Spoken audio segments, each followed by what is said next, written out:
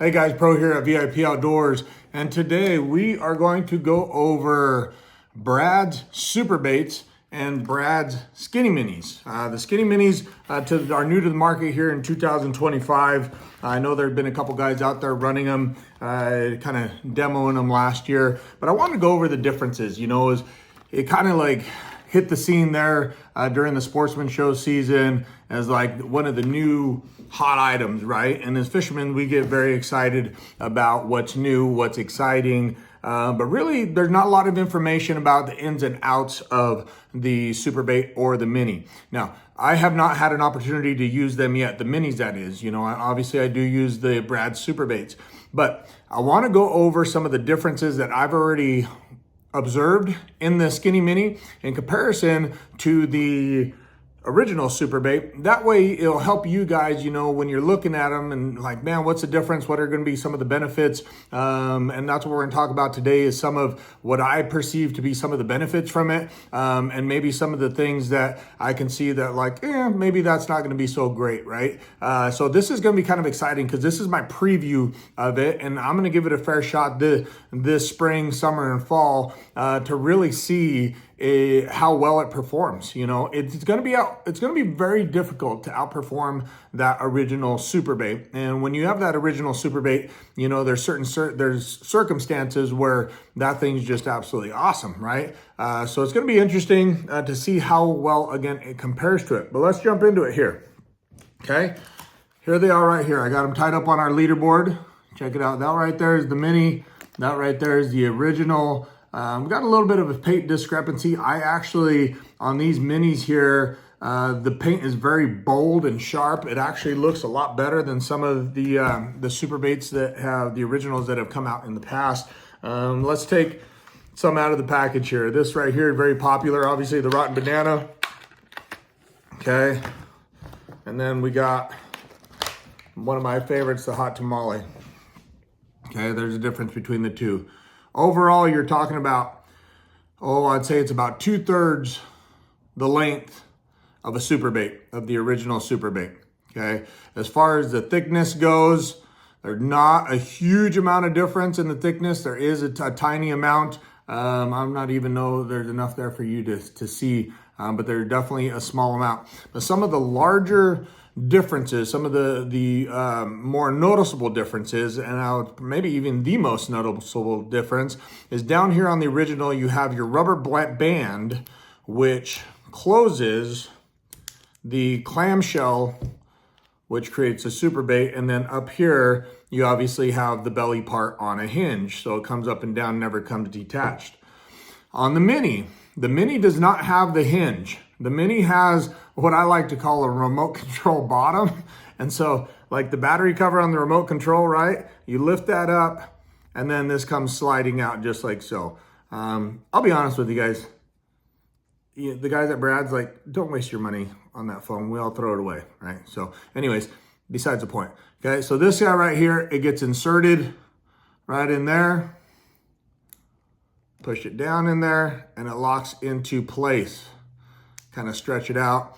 You could see that, I don't know if you could see that, but it inserts there and creates a locking mechanism. And again, to open that, what you do is you flex the Skinny Mini like that, it pops open and you extract that, okay? I do like how that fits in there. It's nice and sleek and fits in there. My concern with this, with not having that fixed hinge on there, is losing the remote control battery cover, okay?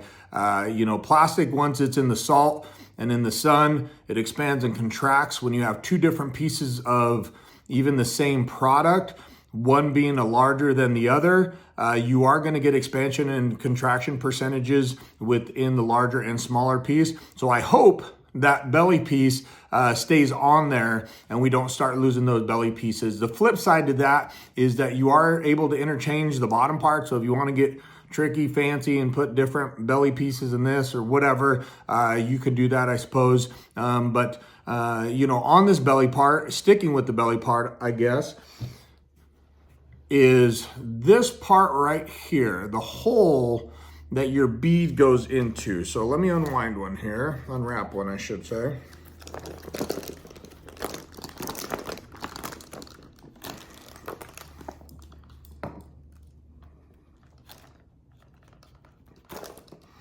Okay, so I got that guy unwrapped. Okay, just like so. All right, and then I have our original wrap. Let me get that undone.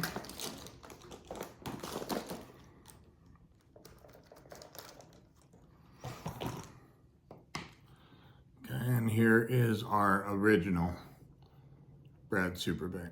Okay, and the way I rig these, you guys have probably seen this, right? Is where I come down to one of our pre-tied leaders. This one right here on our regular Brads, I use 40 pound. Then we have our 8mm bead.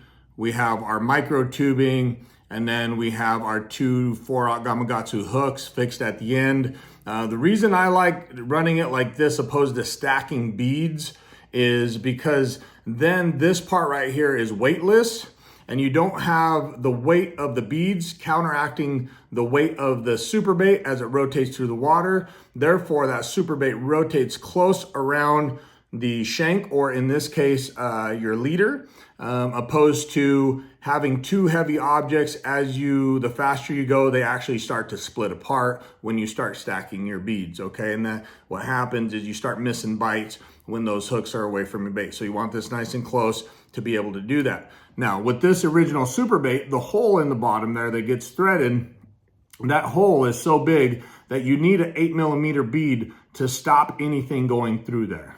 Okay, so it's a good size bead, not a huge deal if you're only using one bead. As a matter of fact, that keeps everything centered as far as the weight goes. It keeps it in the middle of the super bait and gives us a good access to spin around. And then of course our micro tubing doesn't weigh anything to slide down, but that micro tubing keeps the hooks spaced behind your 8mm bead.